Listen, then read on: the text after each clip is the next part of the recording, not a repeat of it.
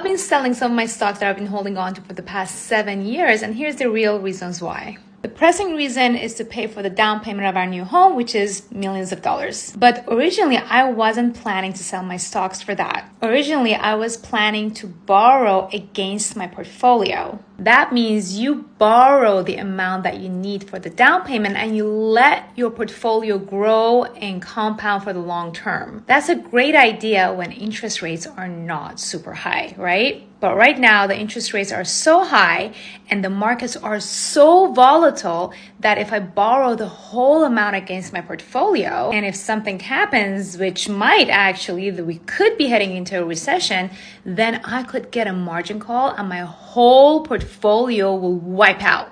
So that's why, to mitigate my risk, instead of borrowing the whole amount against my portfolio, I'm selling some of my assets and I am still borrowing some amount from my portfolio, but it's way less and the markets have to literally crash like 75% for me to get a margin call at that point. That being said, I'm also buying some new assets from my portfolio to mitigate the risk, such as bonds, and I'm gonna go on complete full-on buying mode right after we close on the house, which would potentially be also the beginning of the recession.